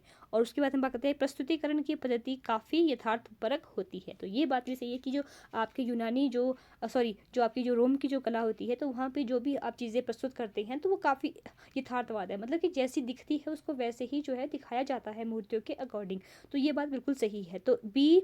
फिर नेक्स्ट है आपका द्वार के आसपास रिलीफ मूर्तिकला के सर्वोत्तम उदाहरण जो है वो प्रोवेंस और बरगंडी फ्रांस में प्रस्तुत किए गए हैं, तो ये बात भी गलत है। तो यहाँ पे जो इसका सही आंसर है वो B C D option number option B C D, तो ऑप्शन नंबर बी हमारा, बी सी डी, अच्छा सॉरी, ये इसमें जो है डी ऑप्शन नहीं आएगा, तो ये ई वाला आएगा। तो ऑप्शन नंबर बी, इसमें बी सी ई है, बी सी डी कहीं पे भी ऑप्शन नहीं है, तो ई वाला है ये, कि द्वार के आसपास रिलीफ मूर्तियों के सर्वोत्तम उदाहरण प्रोवेंस और बरगंडी फ्रांस में प्रस्तुत किए गए थे। तो ये बात सही है, इसमें डी वाला नहीं है कि वो वैसे ही उनको नहीं बनाया जाता था, तो उनको थोड़ा सा जो उनके स्वरूप को बदला जाता था, मतलब जैसे कि ऊपर भी कहा गया है कि पशु को और मानवों को उनके रूप को एज इट इज़ नहीं दिखाया गया है, मतलब कि जैसे वो प्रकृति में पाए जाते हैं, मतलब उनको चेंज करके दिखाया जाता है। तो वैसे ही यहाँ पे भी जो है वो, तो उसकी यथार्थवादी शैली नहीं आती है, मतलब उसमें उसमें बदलाव किए गए हैं। तो B C E option number B is the right answer. Next आगे बढ़ते हैं 65 क्वेश्चन की तरफ। तो यहाँ पे भी सूची 1 को सूची 2 से आपने सुमेलित करना है। सूची 1 में दिया गया है ब्लैक फेस, यूनिवर्स, बास्करविले और जो है कैसलॉन। उसके सामने है traditional, old styles, romans, sans serifs, old English. तो सबसे पहले आते हैं आपका ब्लैक फेस। ब्लैक फेस का जो संबंध है तो वो है आपके ब्लैक फेस का संबंध जो है वो आपके है ओल्ड इंग्लिश के साथ। ए का फोर जो है डी ऑप्शन है हमारे पास। फिर आपका यूनिवर्स आपने जो बहुत बार पढ़ लिया है कि यूनिवर्स जो है आपका सेंट सेरिफ फॉन्ट है, तो बी का थर्ड हो गया। बास्करविले क्या है, बास्करविले जो है वो ट्रांजिशनल है। और उसके बाद जो आपका जो है कैस्टलॉन है ओल्ड स्टाइल रोमन। तो इस तरह से ऑप्शन नंबर डी हमारा सही आंसर हो जाता है। नेक्स्ट आगे बढ़ते हैं 66 क्वेश्चन की तरफ। सूची 1 और सूची 2 को सम्मिलित करिए। तो यहाँ पे भी आपने उसको आपस में मिलाना है। तो एक तरफ है चाय, कॉफ़ी, बीमा कंपनियाँ, परफ्यूम, संगीत, टी बैग्स, प्रेशर कुकर। और उसके सामने दिया गया है सुविधा, सौंदर्य परक, मनोवैज्ञानिक उद्देश्य और प्रतिभूत। तो सबसे पहले हम बात करते हैं चाय बैग, चाय और कॉफ़ी की। तो चाय और कॉफ़ी क्या है, ये चाय और कॉफ़ी जो है वो एक प्रकार से आपकी जो है मनोवैज्ञानिक उद्देश्य है आपका जो है चाय और जो है ये मनोवैज्ञानिक उद्देश्य है। ए का 3, तो ए का 3 कहाँ पे है, ये ऑप्शन नंबर बी है हमारे पास। और जो बीमा कंपनियां हैं, बीमा कंपनियां क्या करती है, आपको बीमा कंपनियां देती है प्रतिभूत है ये। प्रतिभूत मतलब कि जो है आपको जो है वो बताती है इस चीज़ के बारे में, आपकी प्रतिकृति बताती है कि किस तरह का आपने जो है वो काम करना है। तो ये है आपकी प्रतिभूति, मतलब बीमा कंपनियां। फिर आपको जो परफ्यूम और संगीत है ये सौंदर्य परक है, ये सुंदरता से संबंधित है कि परफ्यूम लगाओ या संगीत का जो भी चीज़ है कि संगीत से आप जो है गुनगुनाते हैं तो आपकी सौंदर्य, उसकी सुंदरता उसमें चीज़ में आपकी दिखती है। फिर आपका लास्ट में है टी बैग और प्रेशर कुकर। तो ये आपकी सुविधा है कि टी बैग की, मतलब आज आप चाय पीने के लिए आप जो है टी बैग का यूज़ कर रहे हैं, प्रेशर कुकर से आप जो है वो खाना बना रहे हैं, तो वो आपके लिए सुविधा है एक प्रकार की। तो इस तरह से ऑप्शन नंबर बी हमारा सही आंसर हो जाता है। नेक्स्ट आगे बढ़ते हैं 67 क्वेश्चन की तरफ। तो सूची 1 और सूची 2 यहाँ पे भी दिया गया है। सूची 1 में दिया गया है एडवर्ड मंक, अति यथार्थवाद, जॉर्ज ब्रॉक, प्रभाववाद। और इसके सामने है फ्लो शिटेज, एटेलियर, डेथ चैम्बर, फ्रोटेज। सबसे पहले आता है एडवर्ड मुंक। एडवर्ड मुंक का क्या है, तो एडवर्ड मुंक का है सबसे पहले डेथ चैम्बर। आप सभी को पता है कि इनकी जो ये कृति रही है डेथ चैम्बर बहुत ही फेमस है। तो इस तरह से जो है एडवर्ड मुंक की डेथ चैम्बर है। ए का 3 भी आपका ऑप्शन नंबर डी में है। और फिर आता है आपका बी का 4 है अति यथार्थवाद, क्या है, फ्रूटेज अति यथार्थवाद है। जॉक, और फिर है आपका जॉर्ज ब्राक, इसका है एटेलियर।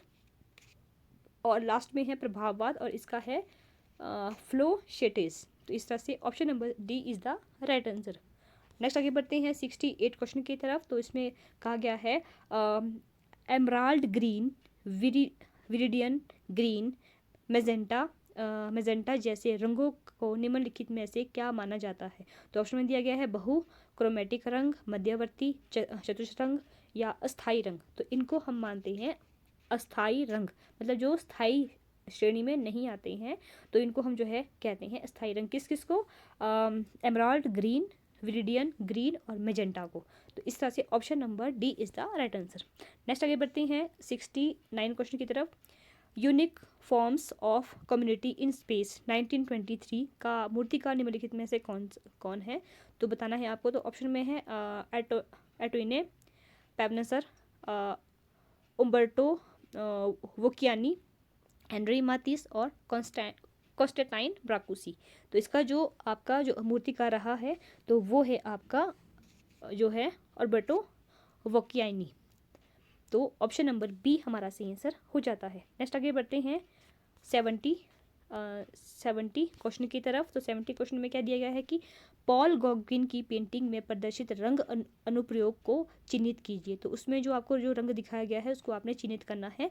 तो उसमें दिया गया है अप्रत्याशित संयोजनों द्वारा भाव को प्रस्तुत करने के लिए रंग ग्रीन ब्लू हॉर्सेस के अमूर्त प्रयोग में अग्रणीय थे। फिर है आपका चमकदार क्षण रंग के व्यापक क्षेत्रों को वीरता प्रदान करते थे। फिर है रुचि उत्पन्न करने के लिए उत्तेजक संयोजनों में चयनित भावनात्मक रूप से आकर्षित रंगों का असाधारण प्रयोग करते थे, या जब उन्होंने अपनी अपनी आकृतियों में अत्यधिक विशिष्ट रंग भरा तो उन्होंने अपनी पृष्ठभूमि को सुदृढ़ बनाया, या उन्होंने समय के साथ अपने विषय और रंग भरने की शैली में परिवर्तन किया। तो इसमें जो सबसे पहले जो आता है आपका वो है आपका कि अप्रत्याशित संयोजनों द्वारा भाव को प्रस्तुत करने के लिए रंग यानी कि ग्रीन ब्लू हॉर्सेस का जो अमूर्त प्रयोग में ये अग्रणीय थे। उसके बाद उस पर आता है कि चमकदार तीक्ष्ण रंग के व्यापक क्षेत्रों में वीरता प्रदान करते थे। और फिर क्या है कि रुचि उत्पन्न करने के लिए उत्तेजक संयोजनों में चयनित भावनात्मक रूप से आकर्षित रंगों का असाधारण प्रयोग करते थे। और इस तरह से ए बी सी आपका option number A is the right answer. Next आगे बढ़ते हैं 671 क्वेश्चन की तरफ। निम्नलिखित में से किस मुद्रण श्रृंखला में स्पेन के फ्रांसीसी अध्यासन कब्जे के प्रभाव को दस्तावेज कृत किया गया है? ऑप्शन में है bull fight, the disaster of war, Europe A forces, या वर्लाड स्वीट।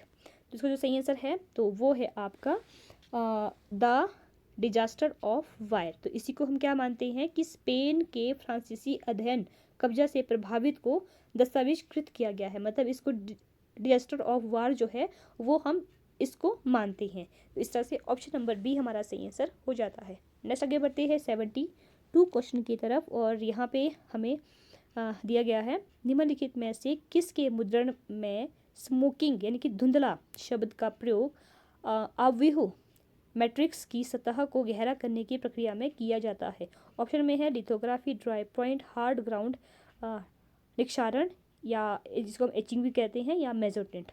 तो वो होता है आपका हार्ड ग्राउंड निक्षारण एचिंग, जिसमें क्या करते हैं हम स्मोकिंग को धुंधला कर देते हैं और उससे हम जो है उसके आव्यूह की सतह की उसको गहरा प्रदान करने की प्रक्रिया है। तो इस प्रकार से C hard ground is the right answer. Next आगे बढ़ते हैं 73 क्वेश्चन की तरफ।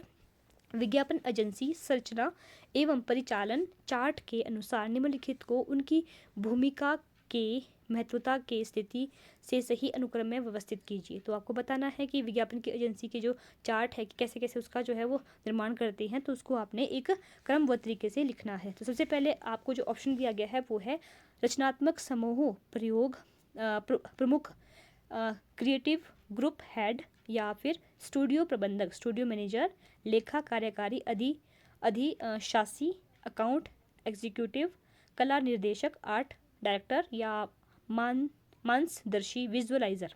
तो सबसे पहले क्या होता है, सबसे पहले हम जो है बात करते हैं आपके लेखा कार्यकारी, जो आपका अकाउंट एग्जीक्यूटिव होता है। सबसे पहले जो है आपका ये चीज़ आती है, अकाउंट एग्जीक्यूटिव की बात होती है। सबसे पहले अगर हम इसके जो है वो परिचालन चार्ट की बात करते हैं तो सबसे पहले जो है आपका अकाउंट एग्जीक्यूटिव की बात होती है। उसके बाद होता है आपका सूचना व्यूह, जो आपका क्रिएटिव हेड होता है, जो काफ़ी जो भी विज्ञापन में जितनी भी जो है क्रिएटिविटी रहती है, क्या कौन सा रंग लगाना है, कौन सा डिज़ाइन तैयार करना है, कैसे उसका बैकग्राउंड होगा, कैसे उसका कि क्या मैसेज करना है, कौन जो भी आपकी जो है क्रिएटिविटी रहती है, तो वो सेकंड नंबर पे आपकी आती है। उसके बाद आता है आपका कला यानी कि आर्ट डायरेक्टर। फिर क्रिएटिविटी हो गई, पहले आपने जो है वो अकाउंट का कर दिया, फिर आपकी क्रिएटिविटी होगी। अब आता है आपका आर्ट डायरेक्टर। अब उस क्रिएटिविटी को जो है वो आर्ट की फॉर्म में जो है वो ढाला जाता है। तो आर्ट डायरेक्टर उसके बाद आता है, और लास्ट में उसके बाद आता है आपका स्टूडियो मैनेजर। फिर उसको स्टूडियो के थ्रू उसको ढाला जाता है, और लास्ट में आता है आपका जो है विजुअलाइजर की, वो देखने में किस तरह से हमें दिखता है, मतलब कैसे हमें वो दिखता है, मतलब कि मानसदर्शी विजुअलाइजर। तो इस तरह से ऑप्शन नंबर पहला है सी जो है एक दो जगह पे है, CA और फिर डी आपका option number D is the right answer. Next आगे बढ़ते हैं 74 क्वेश्चन की तरफ, और इसमें दिया गया है आपका फिलॉसफी इन अ न्यू की नामक पुस्तक के लेखक कौन है? तो ऑप्शन में दिया गया है J Santayana, Herbert Read, Susanne, Katherine Langer, R J Collingwood. तो जो आपको मैं बता देती हूँ कि जो ये है जो ये है आपका फिलोसफी इन ए न्यू की, फिलोसफी इन ए न्यू की है सुजान लेंगर। ये एक जो है अमेरिका के दर्शन शास्त्री रहे हैं सुजान लेंगर, और इन्होंने जो है ये पुस्तक लिखी है फिलोसफी इन ए न्यू की। तो इस तरह से ऑप्शन नंबर सी हमारा सी आंसर हो जाता है। नेक्स्ट है 75 क्वेश्चन। सूची 1 को सूची 2 के साथ सम्मिलित कीजिए।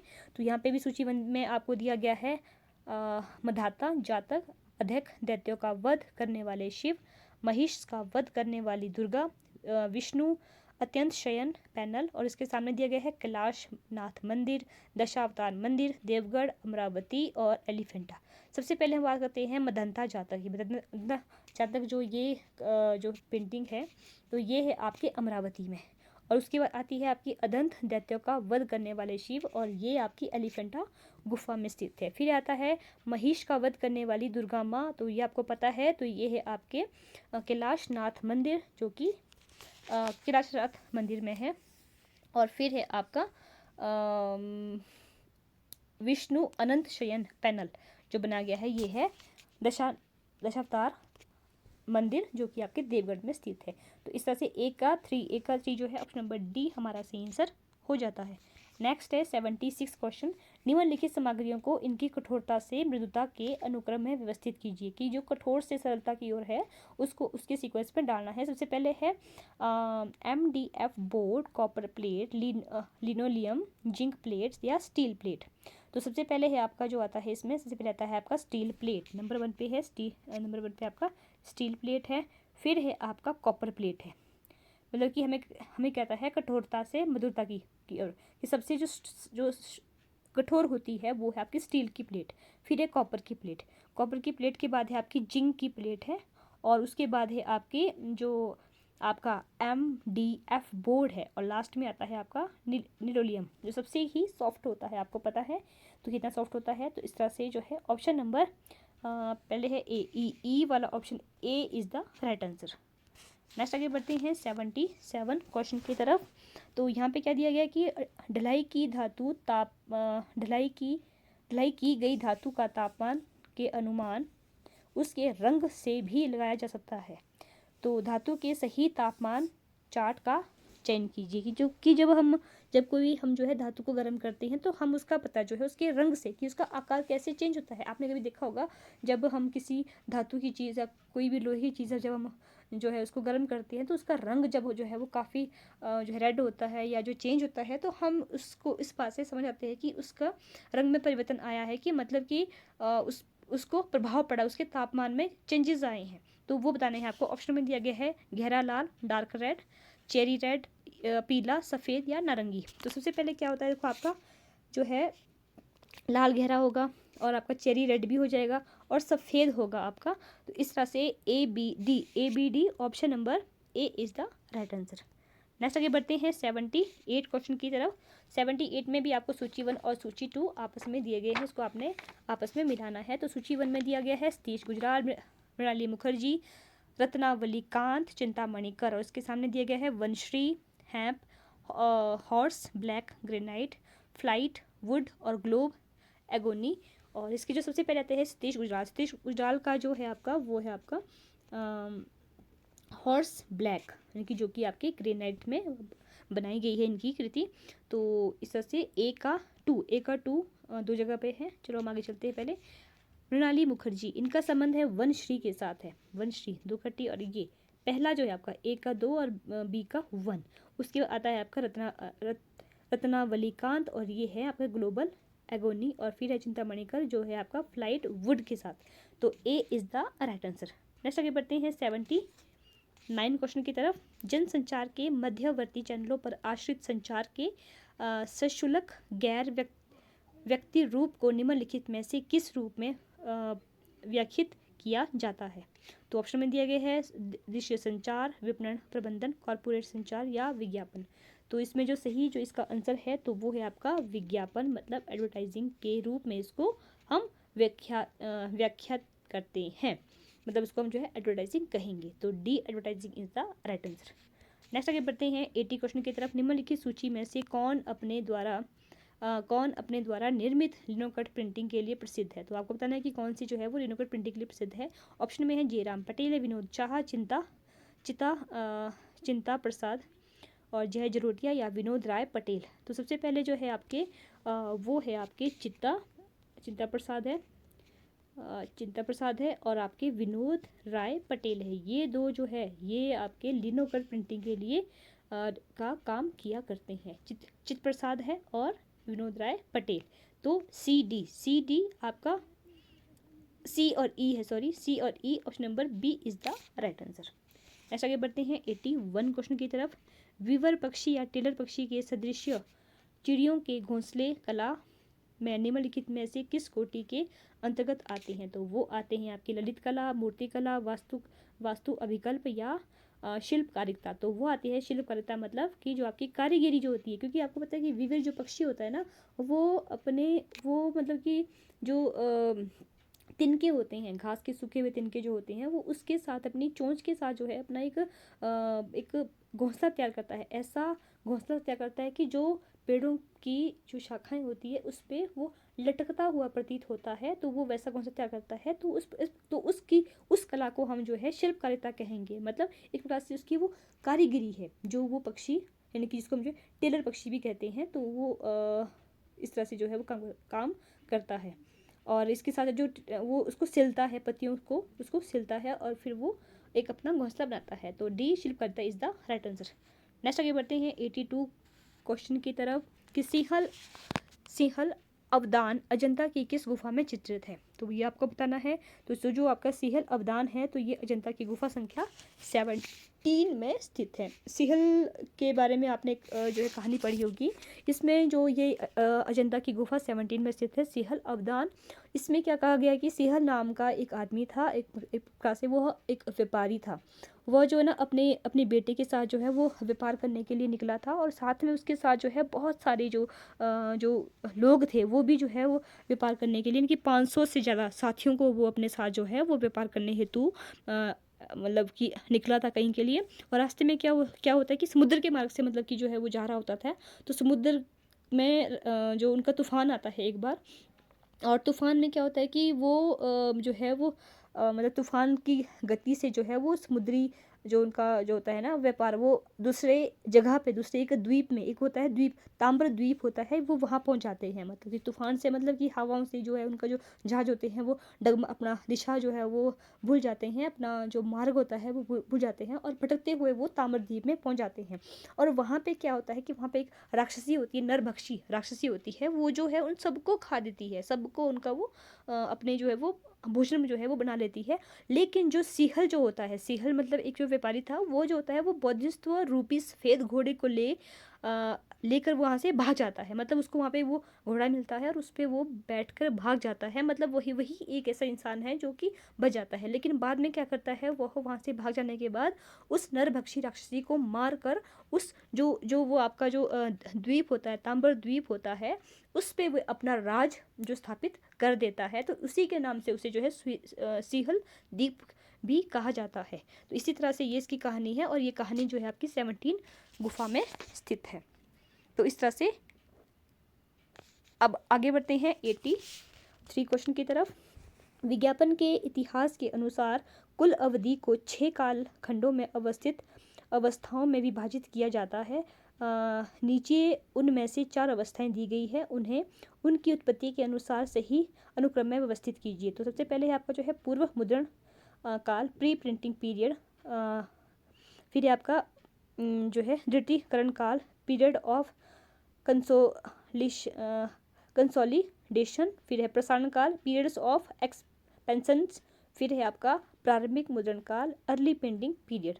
तो इसको आपने एक सीक्वेंस में लगाना है। तो सबसे पहले जो आता है आपका, तो सबसे पहले आता है वो आता है आपका जो ये होता है पूर्व मुद्रण प्री प्रिंटिंग पीरियड जो होता है, नंबर 1 पे है ए।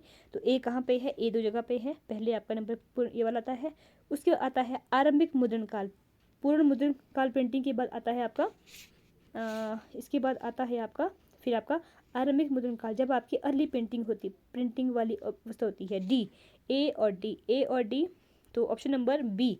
फिर आता है आपका थर्ड पे आता है आपका जो है दृढ़ीकरण काल, पीरियड ऑफ जो है कंसोलिडेशंस, और फिर आता है लास्ट में आपका जो है नंबर 4 पे प्रसारण काल, पीरियड ऑफ एक्सपेंशन।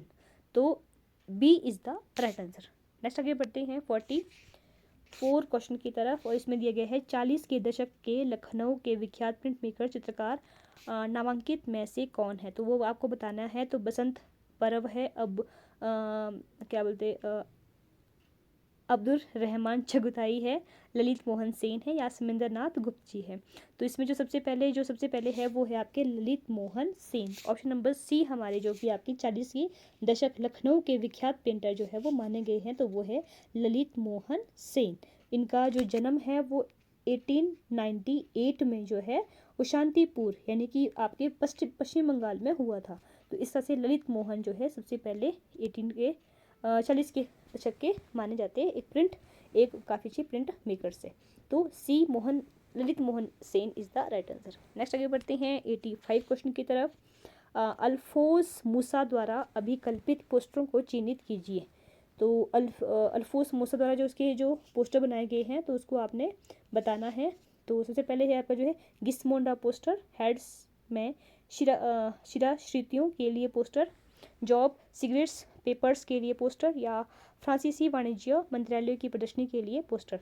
तो सबसे पहले जो इसमें जो है वो आपके गिस्मोंडा पोस्टर भी है इनका, और फिर आपका जो है जॉब सिगरेट पर्पस के लिए जो पोस्टर है ये भी है। फ्रांसीसी वाणिज्य मंत्रालय की प्रदर्शनी के लिए भी इन्होंने पोस्टर बनाए हैं, और फिर आपके जो है मोनाको मोंटे कार्ले के लिए भी पोस्टर बनाए हैं। सिर्फ इन्होंने जो है हेड्स के निराश्रितों के लिए जो है पोस्टर नहीं बनाए हैं, बाकी सब के सब के लिए इन्होंने पोस्टर बनाए हैं। तो ये A C D E B is the right answer. Next question है हमारा 86 क्वेश्चन। इंडोर भीतरी विज्ञापन का रूप निम्नलिखित में से कौन सा है। पोस्टर है, रेडियो है, चित्रित और इलेक्ट्रॉनिक डिस्प्ले है, या सैंडविच बोर्ड है। तो इसमें से जो आपका इंडोर मतलब कि घर के अंदर जो उसमें विज्ञापन घर के अंदर जो हमें विज्ञापन का रूप मिलता है तो वो मिलता है आपके रेडियो से, क्योंकि रेडियो जो होता है वो आपके घर के अंदर होता है। जो पोस्टर है, पोस्टर का प्रचार हम घर के अंदर नहीं करते हैं, उसको हम बाहर लगाते हैं। वैसे ही जो चित्रित और इलस्ट्रेटिव डिस्प्ले होते हैं वो भी हम घर में शो नहीं करते, हम उसको बाहर हमें वो शो करने होते हैं जहाँ पे लोग जो है आए जाए और उसको देखें। और वैसे ही सैंडविच बोर्ड भी जो है वो आपके बाहर जो है वो आपका जो है वो आउटडोर मीडिया का है। इनडोर का सिर्फ एक और एक है, वो है आपका रेडियो, जो कि आपके घरों में अंदर होता है। तो वहीं से आपको जो है इन्फॉर्मेशन मिलती है। तो B radio is the right answer. Next आगे बढ़ते हैं 87 क्वेश्चन की तरफ। कांस्य मूर्तिकला की जनजातीय विधि का प्रयोग करने वाले मूर्तिकार निम्नलिखित में से कौन है। अमरनाथ सहगल, वेद नायर, मीरा मुखर्जी और रत्नावली कांत। तो इसका जो सही आंसर है तो वो है आपकी मीरा मुखर्जी, जिन्होंने क्या किया है, कांस्य मूर्तिकला में की जनजातीय विधि का प्रयोग करने वाले हैं। मतलब कि उन्होंने जो है कांस्य मूर्तिकला में जो जनजातीय जो कला है उसका प्रयोग उन्होंने मूर्ति के रूप में किया है। जनजातीय कला को कांस्य विधि में मतलब उसमें ढाला है, तो वो है आपके मीरा मुखर्जी। तो C is the right answer. Next आगे बढ़ते हैं 88 क्वेश्चन की तरफ। 88 क्वेश्चन की तरफ तो इसमें दिया गया है आपको फोर्नियर डिडोट द्वारा निर्देश मापन के लिए विकसित इकाइयों को निम्नलिखित में से किस नाम से अभिहित किया जाता है। तो वो आपको बताना है। तो ऑप्शन में है सीमेंटिक और डिडिटिक और एमएम और सीएम, और फिर है डिडोड और बदोनी, या पॉइंट और पाइका। तो सबसे पहले जो आपका फर्मिक डिडोड द्वारा मापन के लिए किया जाता है तो वो होता है आपका point and pica, option number D. तो D is the right answer. Next आगे बढ़ते हैं। मध्य प्रदेश की भीमबेटका में एक क्षेत्र मतलब सिंगल एरिया में किसने गुफाओं की खोज की थी। मतलब मध्य प्रदेश में भीमबेटका में एक ही जगह पे जो है किसने कितनी गुफाओं की खोज की थी। तो ये गुफाओं की बात की है। तो ऑप्शन में दिया गया है 450 गुफाएं, 550 गुफाएं, 650 गुफाएं, 750 गुफाएं। तो ये है आपके 650 गुफाएं, मतलब कि लगभग 600 से ज़्यादा गुफाएं वहाँ पे मिली है। तो यहाँ पे C option is the right answer. Next आगे बढ़ते हैं 90 क्वेश्चन की तरफ। तो यहाँ पे दिया गया है डिजिटल प्रौद्योगिकियों में जब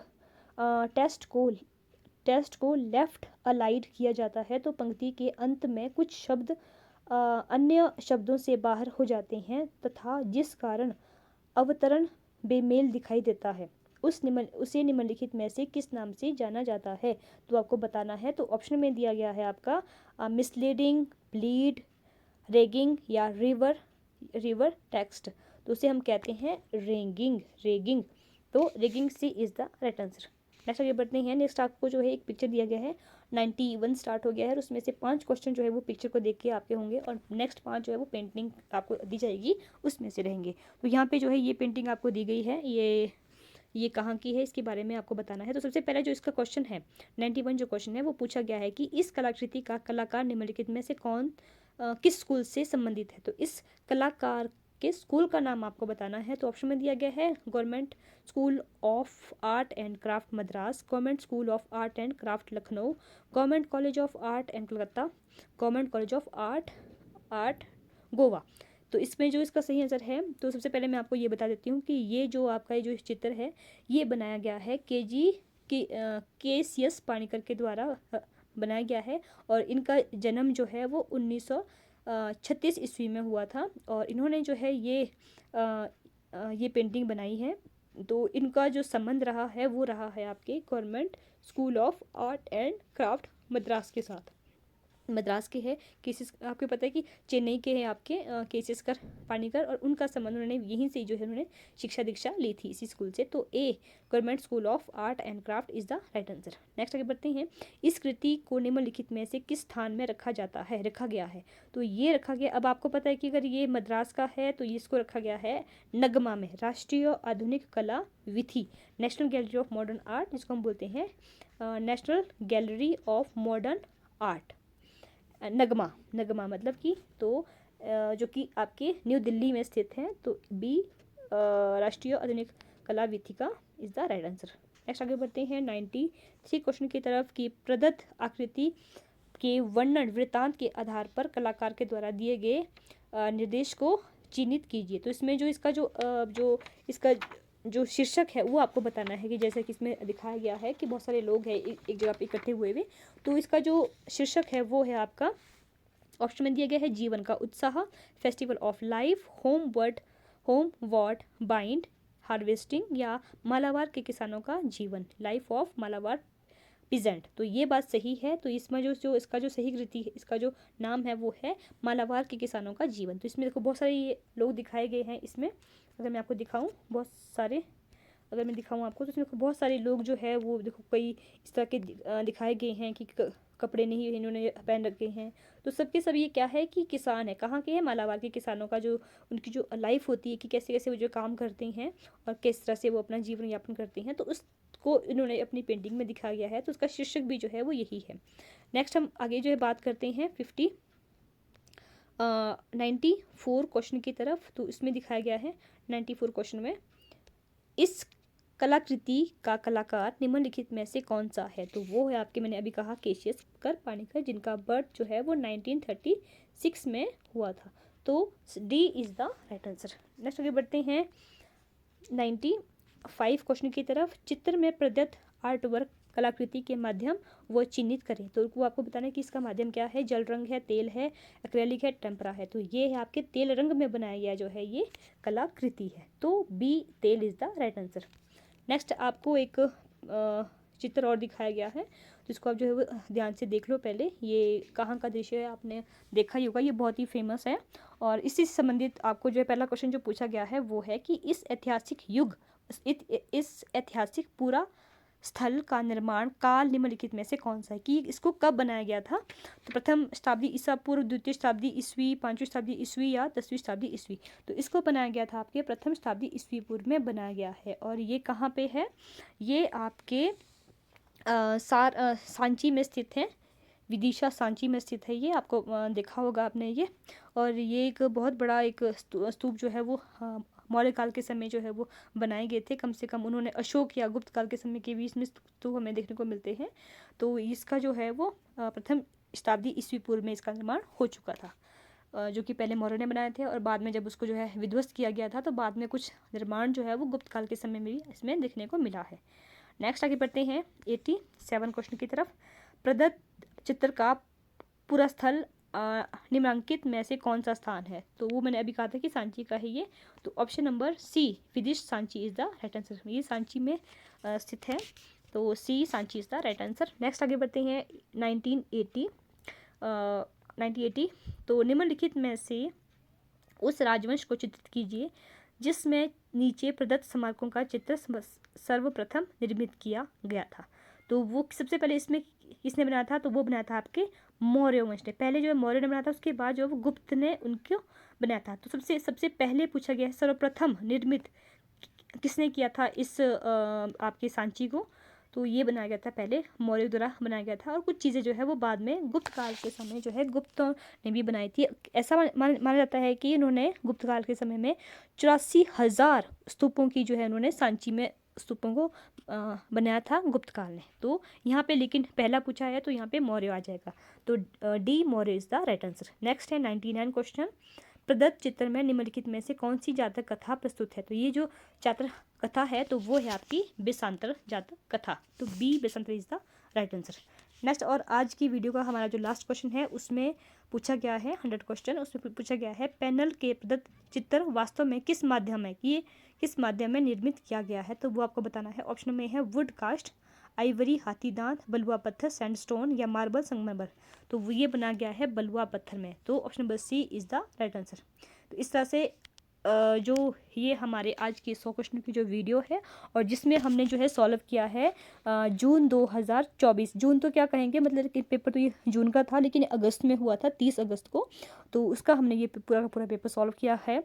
और अगर आपको किसी भी क्वेश्चन में त्रुटि लगती है तो आप उसका मैसेज हमें कमेंट के माध्यम से ज़रूर बताएं। और अब हम मिलते हैं अपनी नेक्स्ट वीडियो में, और तब तक के लिए आप सभी का बहुत बहुत धन्यवाद।